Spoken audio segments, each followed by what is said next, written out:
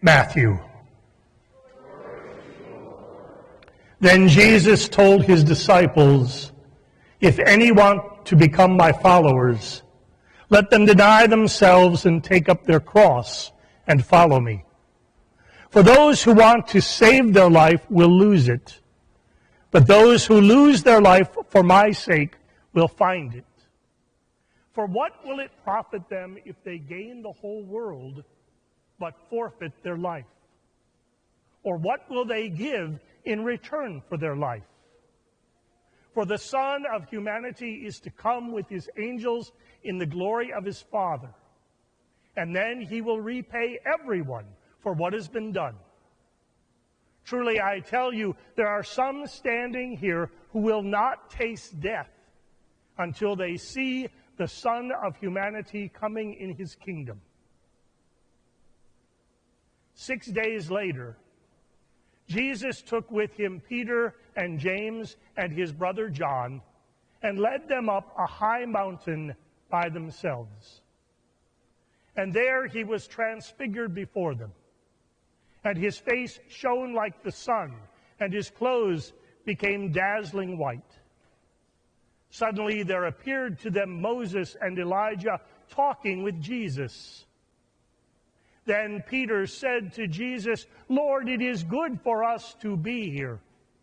If you wish, I will make 3 dwellings here, one for you, and one for Moses, and one for Elijah." While Peter was still speaking, suddenly a bright cloud overshadowed them. And from the cloud a voice said, "This is my Son, the beloved, with whom I am well pleased. Listen to him." When the disciples heard it, they fell to the ground and were overcome with fear. But Jesus came and touched them, saying, "Get up and do not be afraid." As they were coming down the mountain, Jesus ordered them, "Tell no one about the vision until after the Son of Humanity has been raised from the dead." The Gospel of the Lord. Please be seated.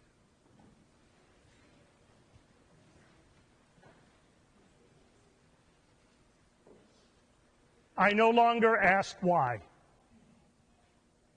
The answers are something I simply cannot bear. As a society, our lust for our guns supersedes our love for our children. As a society, we resist taking guns away from anyone out of fear that it is the first step on the slippery slope of taking my gun away from me. And if they can take away my gun, well, that's the first step on the slippery slope of taking away my freedom.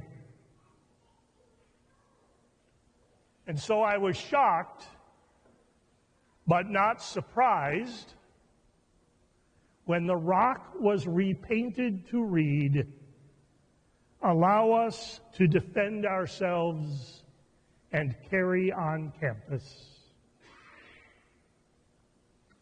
I no longer ask why.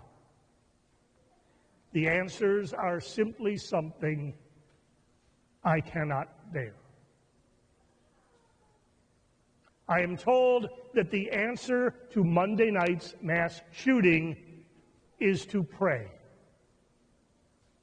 I am grateful for the prayers upon prayers upon prayers. And those are only the prayers I know about. As your bishop, every night for 9.5 years, I have prayed that a mass shooting would never come. I have prayed knowing that a mass shooting on the territory of my synod was only a matter of time. I have prayed knowing that Monday night or something equally horrific was going to come. But even more, I have prayed knowing Jesus would come. And on Monday night, Jesus came to campus. Jesus came as Jesus always comes, not to stop us, but to suffer with us. And so Jesus came to the 3 and to their 5 and to their families and friends.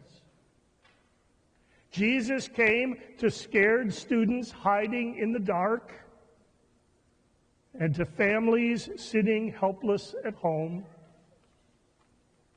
Jesus came to staff and professors and administrators.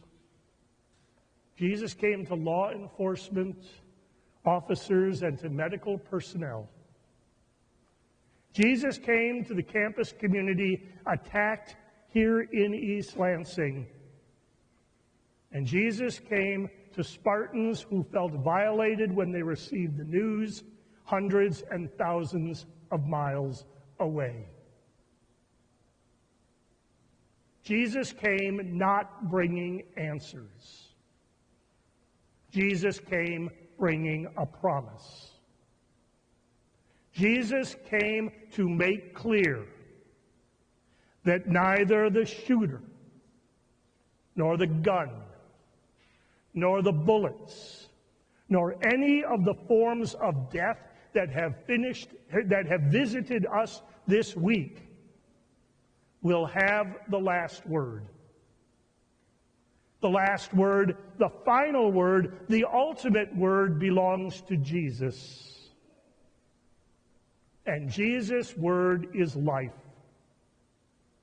Jesus' word is glory. Jesus' word is resurrection. Jesus led Peter and James and John up the high mountain so that they would know that Jesus' word is true, so that they would trust the truth of Jesus' word on a terrible Friday when Jesus was nailed to the cross.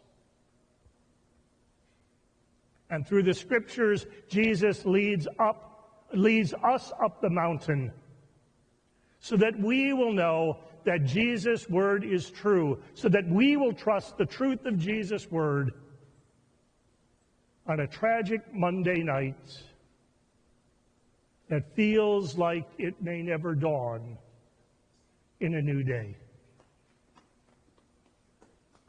Like Moses before him, Jesus goes up the mountain to be in the very presence of God. Where Moses once on another mountain spoke with God face to face, on this mountain, Moses again speaks with God, fully present in Jesus, whose face shone like the sun and whose clothes became dazzling white. Elijah, who heard God speak not in earthquake, wind, and fire, but in a still small voice, anticipates and attests that we will hear God speak in cries from the cross as Jesus suffers with us. As a cloud once overshadowed Moses, so a cloud overshadows the disciples. And through the scriptures, a cloud overshadows us. And from the cloud a voice says, "This is my Son, the beloved, with whom I am well pleased. Listen to him." Listen to Jesus, whose word is life, glory, resurrection. We behold Jesus as he will be after his resurrection and in his glory. Jesus brings us up the mountain so that we trust his word is true. The day of resurrection will come. Now, when I say the day of resurrection will come, I am, of course, thinking of that great last day when Jesus will return and come in all his fullness, and death will be no more, and all things will be restored to God. But I am also thinking of the resurrection that is breaking in, that is dawning in our world today, in expressions of peace and unity, hope and healing and wholeness. And I am daring to think of the resurrection that will result from concrete actions like background checks and safe storage and red flag laws and a slow return to a feeling of relative safety. Resurrection is dawning. As we wait for resurrection, we can endure as people with hope. Because regardless of how we are feeling, we have Jesus' promise of resurrection. We have Jesus' promise that Christ will raise us, that Jesus will raise those we grieve, that Jesus will raise all people, that Jesus will raise all things. For if you notice, Jesus did not stay on the mountain in dwellings built by Peter and company. Nothing is going to keep Jesus away. And so Jesus made his way down the mountain to Jerusalem to be rejected by the elders and the chief priests and the scribes and be killed. And on the third day raised. And on Monday night, Jesus made his way from his place of glory to campus, to Berkey Hall and the Union, to those being fired upon and wounded and killed. Jesus made his way to all of us. And I am here to tell you that Jesus has not left, and Jesus will not leave until resurrection dawns.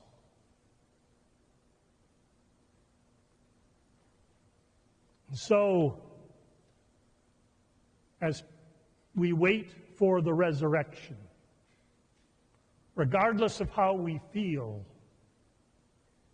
we can wait as people of hope because we have Jesus' promise. And we can do one more thing. We can be vigilant for signs of resurrection, for signs of transfiguration. No, they won't be as brilliant as Jesus' face shining like the sun and his clothes turning dazzling white. But with the eyes of faith, we will see them. With the heart of faith, we will not discount them. With the voice of faith, we will share them. I brought one to share with you. This crozier, this bishop's staff, was made for me by a friend after a bruising bishop re-election and during a global pandemic. And as I received this crozier and prayed with it for a year, Jesus used this crozier to transform me into a more Christ-like leader. You see, I used to think of the crozier, the bishop's staff, as a shepherd's staff carried by one beloved by the flock. That's hard to carry when you're not feeling the love.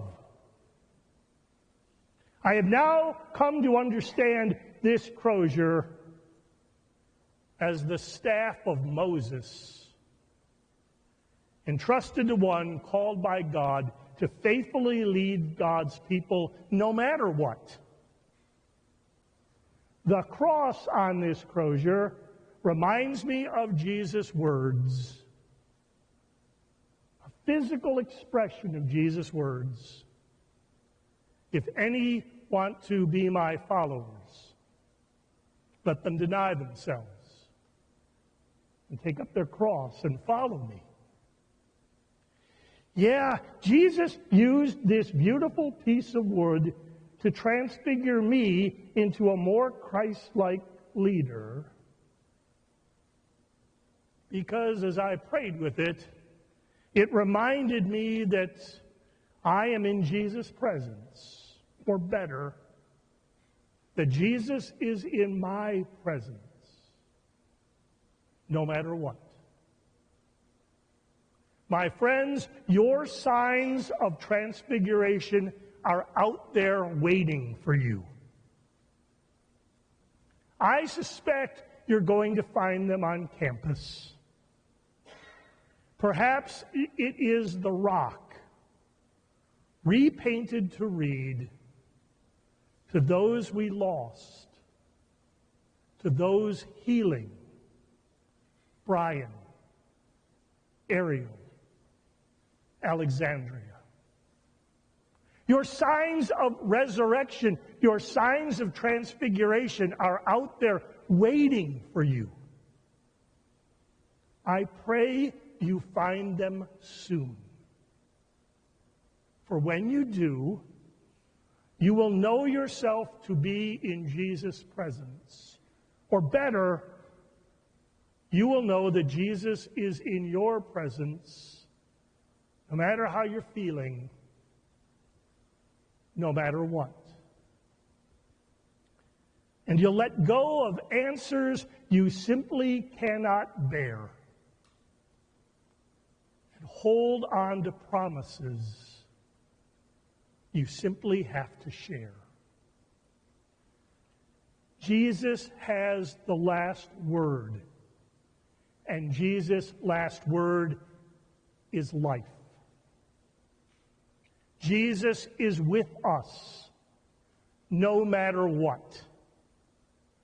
Jesus isn't leaving till resurrection dawns. And in Jesus, the day of resurrection is dawning today, here, now. You will know it when you behold it. It's transfiguring. It's Jesus. Amen.